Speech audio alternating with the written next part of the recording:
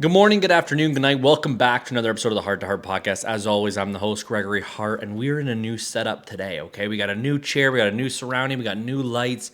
I currently do not have my best mic hooked up yet. I'm using the Rode Wireless Mic Go, so hopefully it sounds decent. We're gonna fucking roll into the episode today. Let's get shit fucking rolling.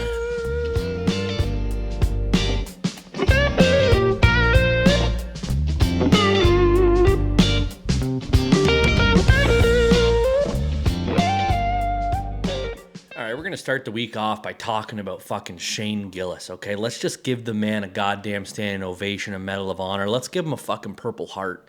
I'm not American, not 100% sure what that takes, but I know you got to be a fucking killer, and he's fucking killing it, okay? They brought him into SNL to host. I'm not going to lie, it feels like the first time to have a fucking absolute savage comic host it and say the shit he wants to say. He said retarded and gay and Down syndrome, and it got played on live television. So that sounds like a win in the comedy world. Like, I'm not saying that he's hating on these people. He talks about having a cousin or a niece or something that has Down syndrome and almost nicked him, almost got him. But I gotta say, it feels good to have comedy on TV like that again. Like, it feels like it was back in like the Sandler and Chris Farley and David Spade and all those guys, like that time in SNL when shit was pushed a little more to the limit of not worrying about offending people. I don't think there needs to be a worry about offending people in stand-up comedy. It feels kind of weird.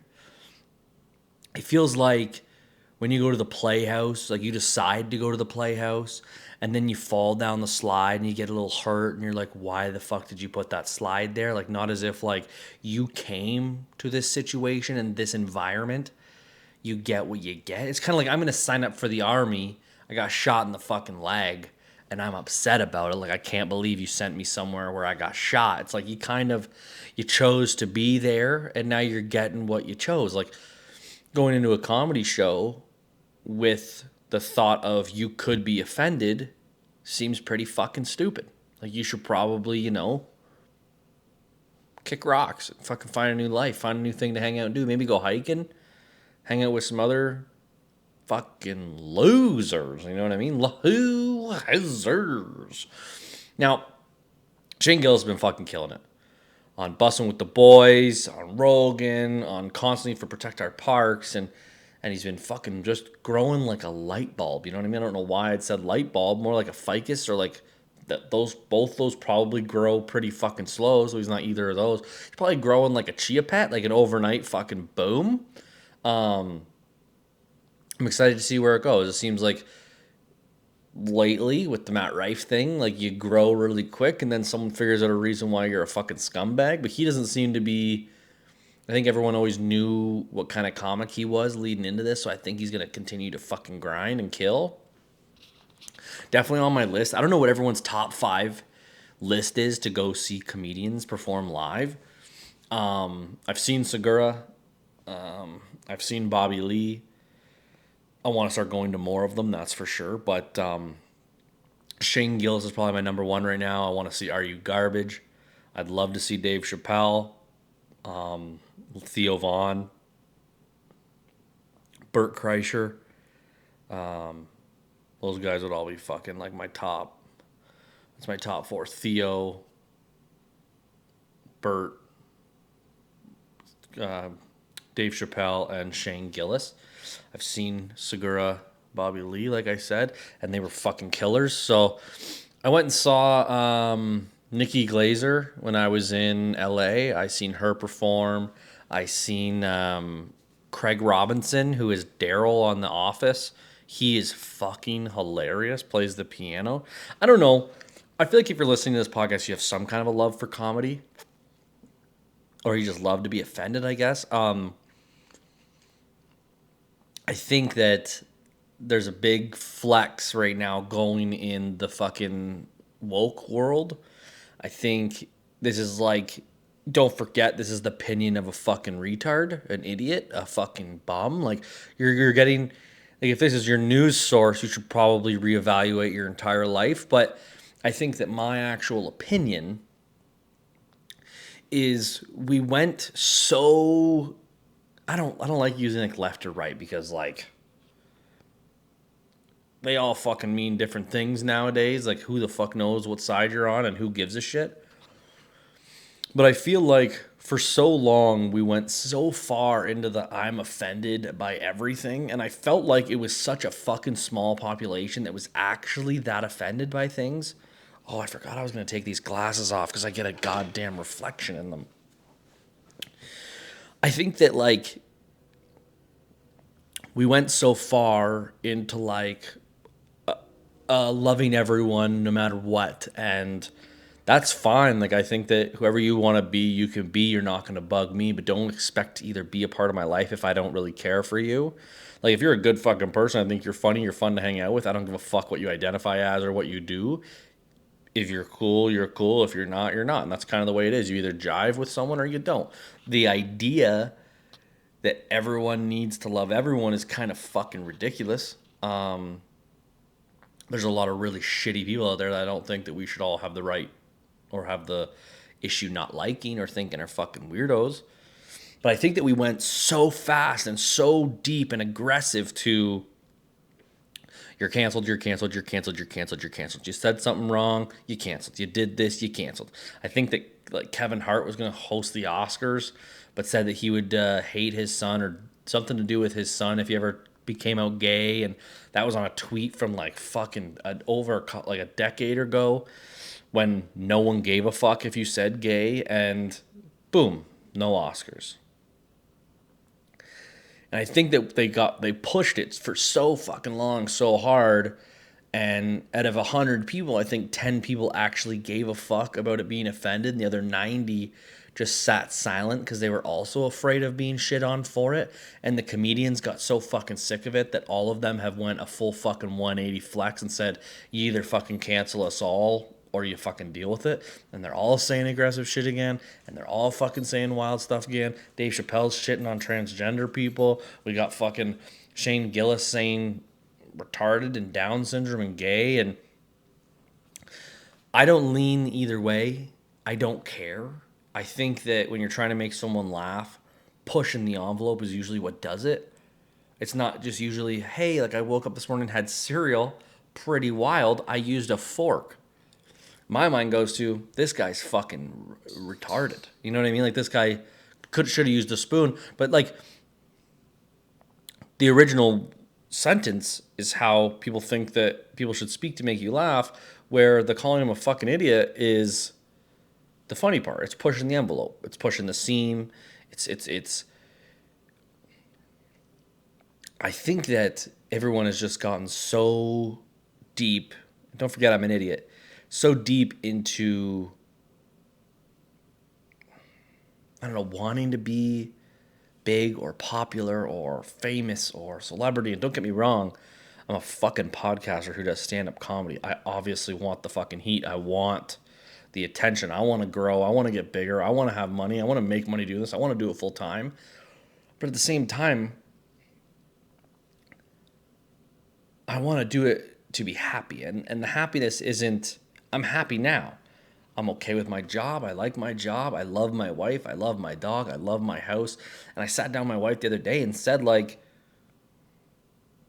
I feel like today's day and age, it's really hard. Very, very hard. Like, I don't know if you're watching while you're driving or listening while you're driving or walking or you're working out or you're at work or you're just watching, sitting in a chair, which is kind of fucking weird, but cool. Thanks. I appreciate it.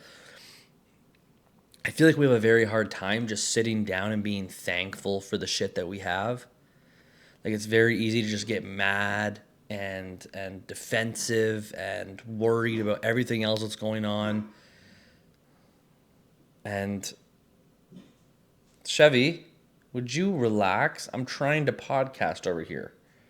Dog's fucking making a ruckus. Now, I think it's very easy to never notice it. Like, me and my wife, we've moved once a year for like the last 7 fucking years. Like we've only been at a place for like a year at a time, and then our jobs change or our goals change or what we want to do changes, and we don't let where we live or the like shittiness of having to move fuck us over from making that decision. Because like if you're stuck somewhere because of its location or because of the house or because it's sentimental to you, you're doing nothing but really hurting yourself in the long run, in my opinion. But I looked at my wife the other night and realized, like, look at what we have. I hate to be a fucking broken record. I hate to be a broken record. But, like, in the past, like, 3 years of doing this podcast, I'm over 3 years now. I feel like I've been so busy and caught up with trying to grow it, trying to get new gear, trying to get new guests, trying to get new artwork and a chair and a new office and a new computer and a better monitor and better lighting, and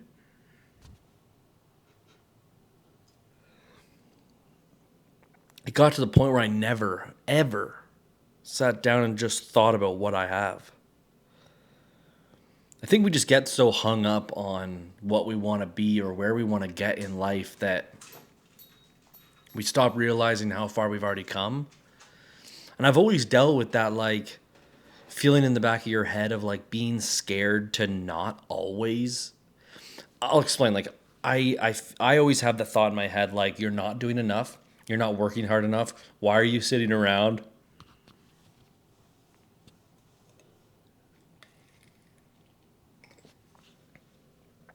If you're wondering why I yawn, it's a brain damage thing, apparently. I'm trying to figure out. Anyway, I realized that for the longest time I was so hard on myself for, at the end of every day, regardless of how much I did, it was, you didn't fucking do enough. You had an hour of sitting on the couch watching TV. You went to work. You crushed it at work. You woke up at 5. You did a workout. You showered. You made a healthy breakfast. You got home. You took your dog for a walk. You made dinner, and you sat down for an hour. What the fuck could you have done in that hour? Do you think that Kevin Hart, Dwayne "The Rock" Johnson, Joe Rogan, all these huge people, Bert, Tom, do you think these guys fucking take an hour off to sit on their ass and do nothing? Or do you think if they did that, they wouldn't be who they are today? And that's the fucking thing that goes through my mind so much. Push, push, push, push, push, push, push, push. To the point where, like, every night I was just depressed. I had a great day at work. I signed 2 new customers. I did a great fucking podcast. I did a workout in the morning. I ate healthier. I felt like I was fucking achieving shit. And that 1 hour made me give up on the last 11.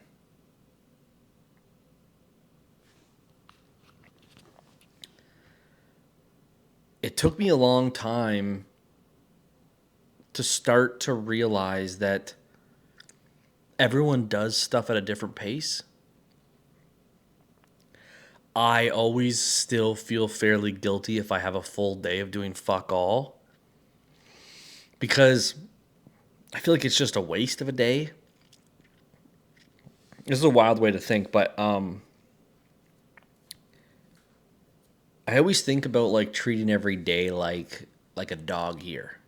Like, this sounds so stupid when you say it out loud, but essentially 1 day for you is 1 week for your dog.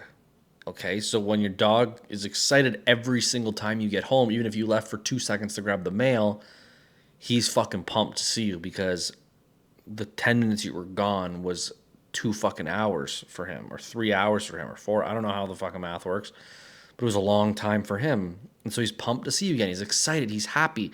He wants to play with you.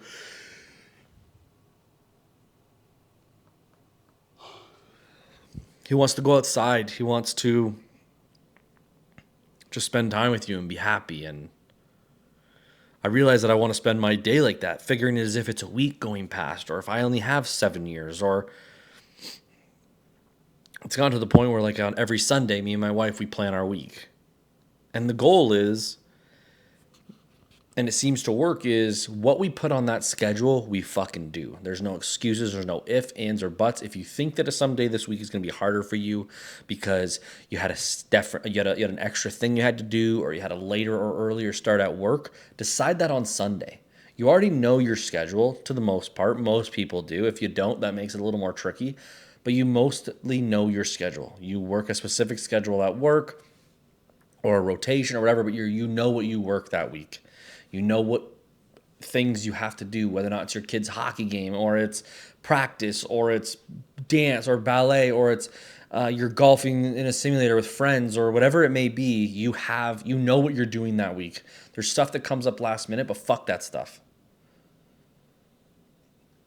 I understand that last minute stuff happens and sometimes it's not something that you can get away from or over, but I think friends, if they want to get together, you can plan that shit in advance. So on Sunday, me and my wife, we write out our list.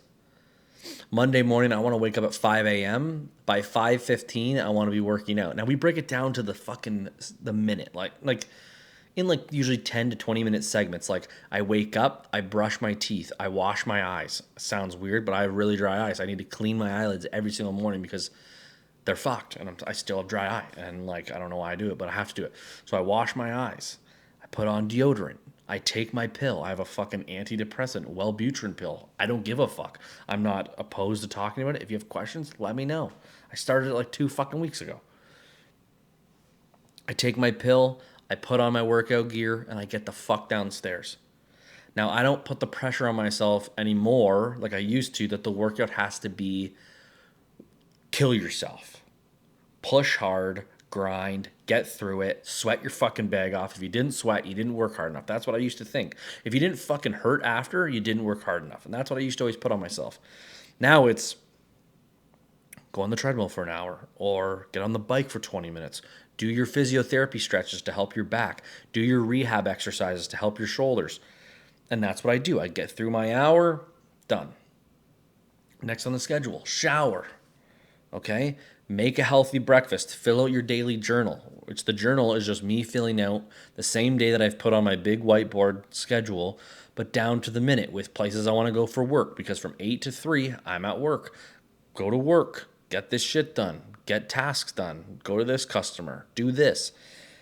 And then it puts my goals for when I get home, like take my dog for a half-hour walk, pull and plan dinner, which most of the dinners are already planned by Sunday, but we have to make them. So get the stuff ready. Thaw the chicken. Thaw. So wild. I always say thaw. Thaw the chicken. Get your fucking shit moving. And cook. Eat. Then it's 1 hour in the podcast studio. Put 1 hour into it. It doesn't matter what you're doing. Look up reels to make. Make a reel. Edit a podcast. Create a clip. Reach out to guests. 1 hour every single night. That's my Monday. And then I can chill as of 7 o'clock at night till 9. And then from 9 to 10, I read. 10 o'clock, bed, phone on the other side of the room. That's my day. Now, that's my Monday to Thursday. Thursday nights, usually me and my wife, we sit down and plan a podcast together on a coffee date. We go for a coffee date every Thursday. We sit down at a coffee shop. We tell each other the ups and downs that we had from that week, things that bothered us. We get it off our fucking chest and we move on. Wednesday nights, we go for a date night once a week. We already know that it's planned, okay? Now, if we know in the weekend we're going to hang out with friends and they are going to want to go out for dinner, then we skip the Wednesday date night because we're trying to pay off debt too, and we're trying to eat better, and going out twice a week seems fucking crazy. So we try and limit it to once. Every weekend we do not go out with friends and go out for dinner, so most Wednesdays we go out for dinner together. We started doing this coffee date on Thursdays, me and my wife, okay? We go sit down for 2 hours, we grab a coffee, a little 10-pack of donuts, we both have a journal, and we go through the shit that fucking bothered us for the last week. We break down the things like the little things, the things that you don't want to bring up in the moment because you don't want to be like, this is wrong, and this is wrong, and this is wrong, and this is wrong. Hey, I would love if when you came home from lunch, you pulled your containers out and you rinsed them so it's easier when I put them into the dishwasher. No problem. I will definitely work on that. I must be in a rush when I get home. I need to take myself a little bit more time to empty my lunch. I kind of get sick of it still being in my lunch bag in the morning because it makes it harder for me. So I guarantee, I 100% I'll try better. hey, I wish like when you got home you take off your shoes instead of walking so far in. It makes it easier for me to clean if that's okay. And yeah, no problem. I can definitely work on that. I fucking usually forget something, then I run in and I need to make sure that I'm. That's the kind of shit we do. Okay, we talk back and forth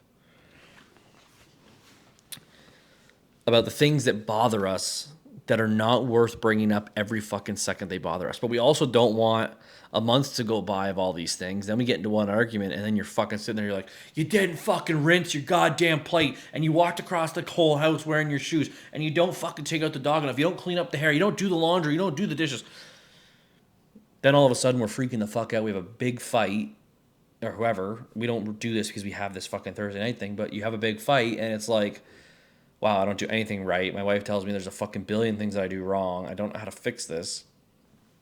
So it's something we started doing. It's relaxing to go chill and just plan our podcast episodes and our different segments. Like me and my wife do fresh thoughts from the heart. So you can find it everywhere else. We talk a lot of shit. We talk about sex and wild stories that are on Reddit and shit that people have been through as couples. And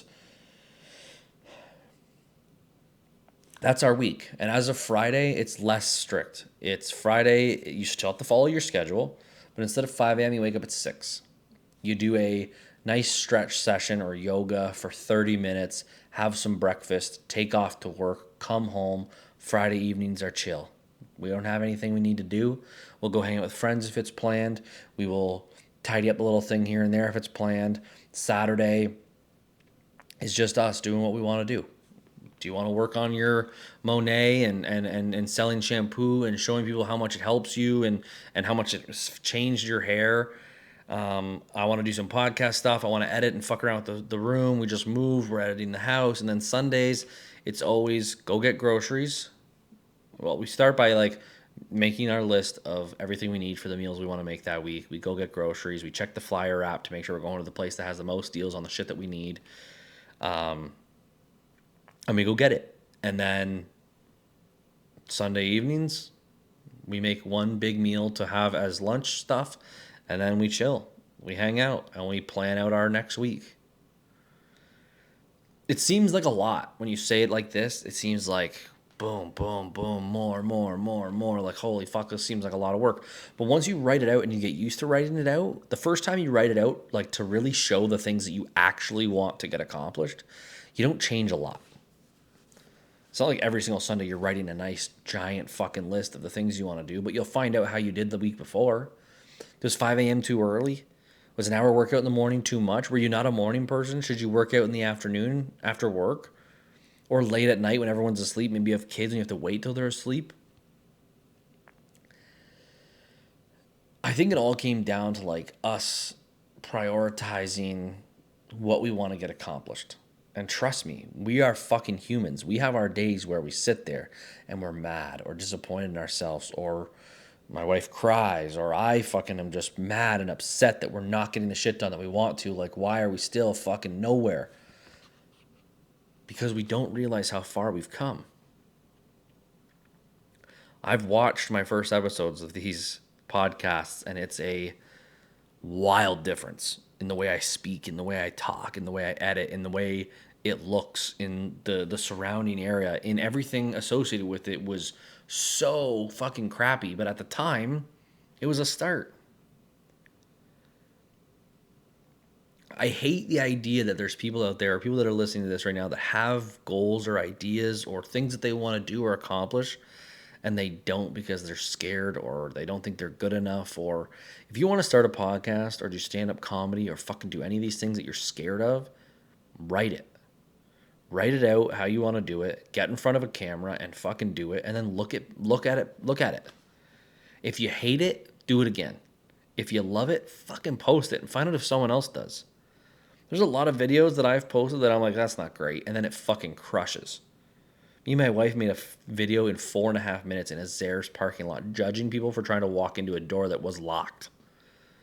And it went to like 700,000 people. Can't remember if we passed 1 million. It was the first video that I made that went to like 800,000 views. Now I've had a couple that have reached a couple million and a couple that have reached 1 million, which is awesome. That's not a flex. I still have a fucking long way to go. But those are the videos that I thought, this isn't going to do shit. reaches 800,000. Made a video of like cleaning the kitchen where the oven said send nudes to my wife, and it reached 1.9 million. And it's like, I take 5 seconds to make these and they do huge things. I take fucking 20 minutes, an hour, 2 hours to edit something and make it look nice, and it makes it to 1,000 people, 2,000 people, 18 likes, and you're kind of like, what the fuck is going on right now? Some things that you might not think are amazing, people love. There's a lot of shit in this world that you don't care about, don't need to know about, you don't know about. I don't like soccer. I couldn't name a single soccer player right now. But there's people that love it and maybe talking about it. Bring them in. Now, it's been a wild fucking ride.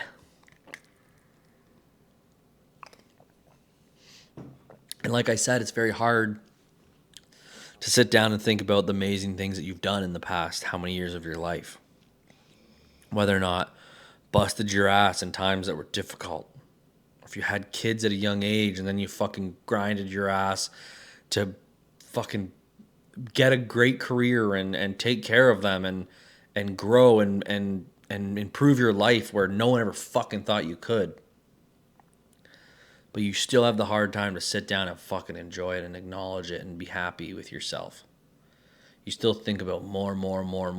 I need a house. I need no debt. I need to pay for my kids' colleges. I need to do all these things. Like every single week, I think to myself, like, I need to go stand at a mall and hand out flyers for this podcast. I need to pay thousands of dollars for advertising. I need to spend money to get an editor to come edit videos for me on weekends. I need to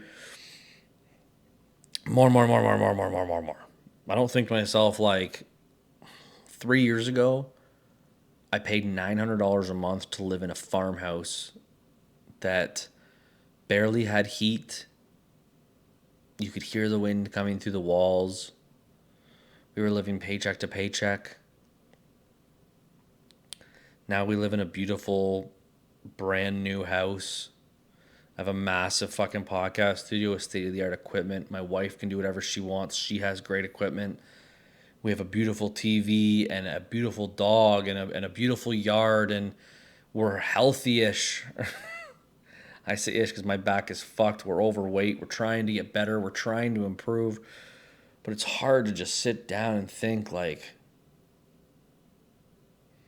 I think that a lot of people, if you looked back at 5-year-old version of you and showed yourself the current version of you, you'd be like, fuck, I would do so much to be that person right now. To have those things.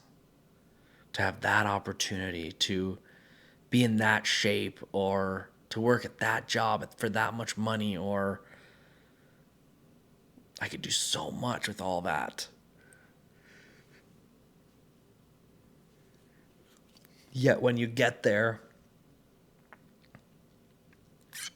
you don't take advantage of it. Or you don't think you are, or you don't give yourself enough credit for taking advantage of it. Now, don't forget, gentlemen, ladies, everyone, all of the above, this episode is brought to you by Magic Mind. Okay, and I'll tell you why it's brought to you by Magic Mind. It's because I used to have a very hard time concentrating for the entire day in general. And then I had a hard time not crashing at the end of the day and not being able to do stuff like this past 5 o'clock. I used to wake up every morning crushing coffees, 3, 4, 5, sometimes 6, maybe an energy drink. And by the time 6 o'clock came around, I was done. I was crashing. I was coming down. I was burnt out. And I could never do the stuff that I wanted to do in my life. I could only keep myself energized enough to do stuff for someone else at my job, at my career. Then the people at Magic Mind found me and introduced me to this 2-ounce little shot of life-changing shit, okay? Aptogens, nootropics, matcha, vitamins, lion's mane, all in this little tiny bottle with 3 grams of sugar, okay? This little productivity shot has made it so that every single morning I have 1 coffee. I'm an iced coffee kind of person. I like when it's cold. I don't really care for hot coffee, but I crush one of them, and then I crush one of these. You think this little tiny bottle of green liquid is going to taste like crap, and it tastes fantastic, okay?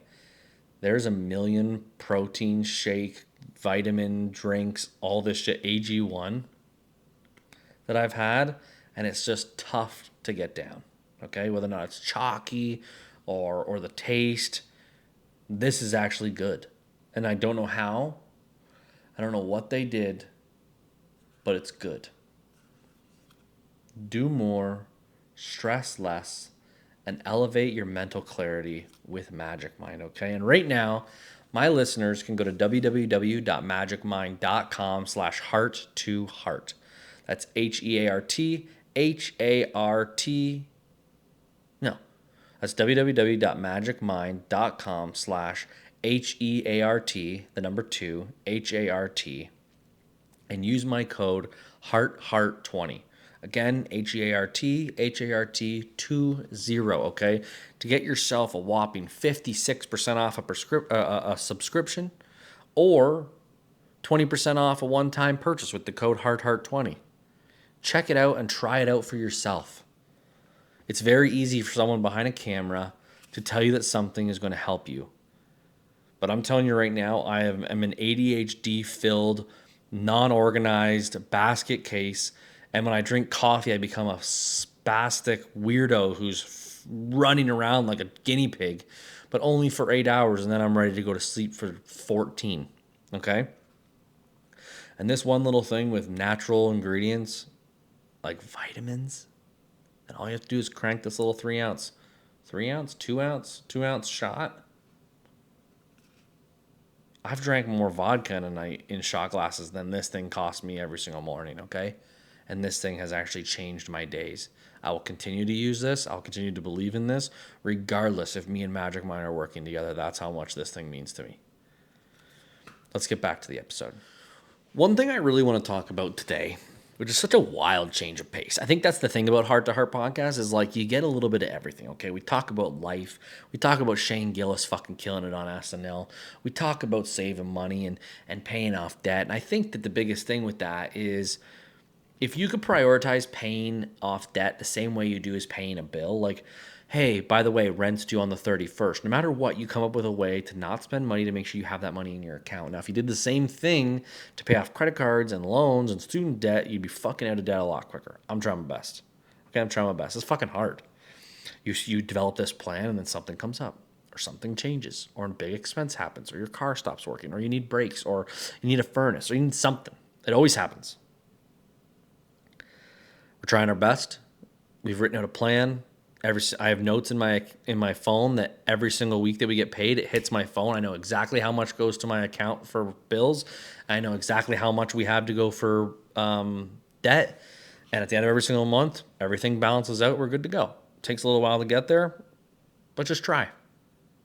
And skip out on the fast food. Stop buying snacks. Stop buying materialistic shit for a little while you pay off your debt. If you could say right now, hey, if you flick a switch, you just went through the last year of your life boring as fuck, okay? You didn't go out with friends. You didn't go on vacation. You didn't spend money. But right now you have zero fucking debt. And your account, whatever's in there, is available to spend. Doesn't fucking matter. You can spend on whatever you want because you don't fucking need it for bills. How much better would you feel? Yeah, well, you're not going to flip that switch. Just do it. So in a year from now, you're looking back on yourself and you're like, fucking thank God. All right, ready for the wild change of subject? We have... It's called What the Heart, and we're going to read some stories here. I had some wild shit happen at Walmart a couple weeks ago. I went in to go grab a few things, like craft dinner. That's our little like cheat meal on a Saturday. Real quick, pasta, cheese, pumped. Some fruit, some vegetables, some cereal, some milk, whatever. I had a small little grocery list. And a guy came in fucking sprinting. Now, I'm not talking like this guy was fast as fuck. I don't know if I could catch him, and I'm actually quite fast. You're like, prove it, you fat fuck. Okay, I get it. Okay, I'm a little heavier now, but I can still fucking move. Okay, you get this weight momented forward. Woo-hoo, I might not be able to stop, but I'm fucking moving. Now, This guy's running full fucking tilt. Tries to cut in. I don't know if someone's chasing him or what the fuck they're doing. This is a younger than me, probably 18, 19. I don't know how to really judge people by their age, but I think him and his friends are probably fucking around with each other. And he catches a fucking one of those metal rods that holds coats up when he tries to come around a corner on one of those shelving units and fucking clotheslines himself. Now, I'm hyperventilating in the cereal aisle, trying my best not to fucking pass out, okay? Everyone else is so fucking concerned that this kid just fucking killed himself. He didn't. Knocked the fucking wind out of himself and cut open his, what the fuck is it called? Just like underneath his neck, like the top of his chest from hitting this bar. Anyway, I thought it was fucking funny. I almost passed out. I almost needed the fucking ambulance myself. And I thought we'd read some stories about some wild fucking Walmart stories because a lot of wild shit happens in a Walmart. Let's hear about it. This is from Delberta before Swins. I don't know this guy's name. I worked at Walmart for 2 years overnight. Dear God. At around 3:30 in the morning, there was a fat Russian man. He was probably drunk, who picked up some shirts, pants, and pantyhose and took them to the fitting room. When he came out, he was only wearing the pantyhose and an undershirt. The apparel ladies quickly called for the overnight manager, who's about 6'4" and 275 pounds. A real intimidating man, to help remove the man from the store. He decided it would be best to tackle the Russian after a roughly 30-foot running head start. The Russian left after that. That was probably the best I've had. That is witnessing a pepperoni sword fight in the middle of the dairy section. That and witnessing a pepperoni sword fight. Okay, that's a wild thing to add at the end of that story, but what kind of goddamn strength is this? Who are they hiring to be the night managers at Walmart? What kind of crazy shit happens at Walmart? I actually didn't even know that there was Walmarts that were 24/7, to be honest with you. 3:30 in the morning? I think it's a giant red flag when a fucking giant Russian walks into a Walmart at 3:30 in the morning to start. And I think that if he picks up fucking shirts and pantyhoses, he should be immediately fucking removed. Why'd you even let him get changed? First off, I'm not fighting a Russian. Are you fucking high? All right, here's the next one. Okay. This person says, I think I can top that. This is Trudence. I still work at Walmart and have been there for 12 years, most of which was spent on the third shift. This was a long time ago, at least 8 years ago, and I was on a third shift cashier. Around 4 in the morning, the cleaner usually comes to clean the parking lot. This happens daily and by the same person. One random night I was working when suddenly all of the associates started heading to the entrance. The middle-aged woman that usually worked to clean the parking lot had apparently had a few too many drinks before going to work. She gave all the associates a sight as she ran from one end to the other end of the store, back and forth, completely topless, no bra either. She took off before the police could get there, only to return an hour later fully clothed. She staggered in and went to the restroom where I found her, passed out on the first toilet. Her pants were still on, but she had taken off a sock and a shoe. Needless to say, it was a memorable night. Now, I'm not going to lie to you. I am going to prejudge here, but I'm going to assume this woman who does the night cleaning at Walmart at 4 o'clock in the morning that was running around with her fucking tits out was not a 10. Okay, I'm not going to lie. I don't think she was attractive. As cool as it would be to be like a kid, like maybe like you're 18 or something, you're working the night shift at a fucking Walmart to make some money to go to college, and you see this fucking Jubblies running through the Walmart. Maybe you're like, oh, nice, a fucking set of tits. But I don't think that was the one to see. I think that woman would probably fucking tackle you and give you a fucking motorboat you didn't want, kind of like you're drowning, and no one's there to fucking give you a hand to get the fuck back up. You imagine this woman with big, sloppy Jubblies is running at you and she fucking tackles you. All of a sudden, not only are you fucking petrified, but your buddy that works at Walmart's about to tell everyone at school you got tackled by a fucking big-titted lady, and you're going to become a pussy at school. A pussy who had giant, flabby tits shoved in your face when you didn't want it at Walmart. I think I'd be quitting. I'd be like, I'm done forever. I'm never working again. I'm not working anywhere near these women. I'm never working nights. This wild shit happens at Walmart. This girl put her tits in my face last night. Imagine it was your first time, too. You had never seen a pair of tits or touched a pair of tits, and this giant, saggy-titted lady, I'm just assuming, I'm pretty judging.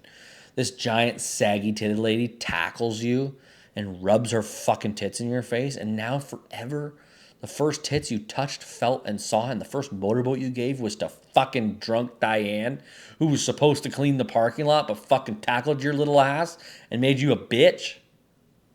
It's wild.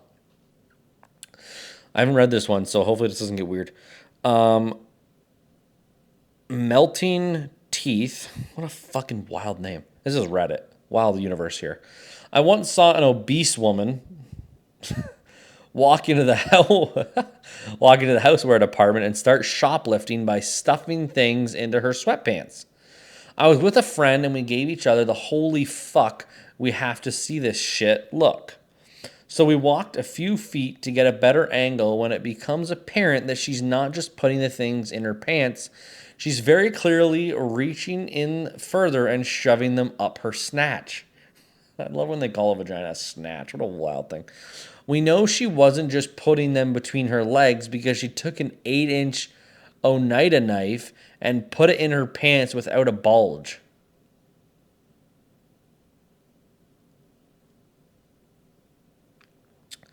Whatsoever. She continued to do this with a bundle of spoons and a pair of lobster crackers.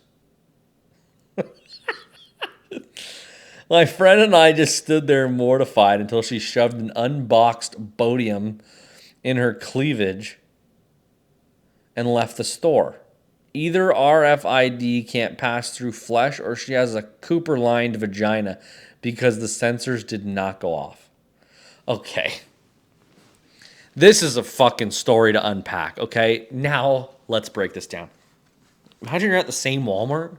This is the chick who fucking ran through and tackled you with her big bosoms. Now she's shoving lobster crackers in her snatch. What a fucking wild story. Wild, okay? This is fucking craziness. Walmart is a fucking different planet, okay? We got an obese woman running into Walmart, shoving fucking lobster crackers, a bundle of spoons, and a fucking knife up her cooch, okay? We've got a saucy, saggy snatch here, okay? What the fuck? What can you put in there? My wife can barely hold my tiny penis. You imagine trying to put a fucking 8-inch Oneida knife in there?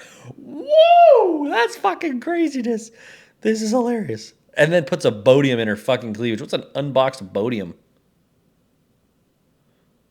Anyway, could you imagine? You get home and you're like, honey, I'm home. And she just fucking spreads the lips and fucking spits out a fucking home goods section at Walmart.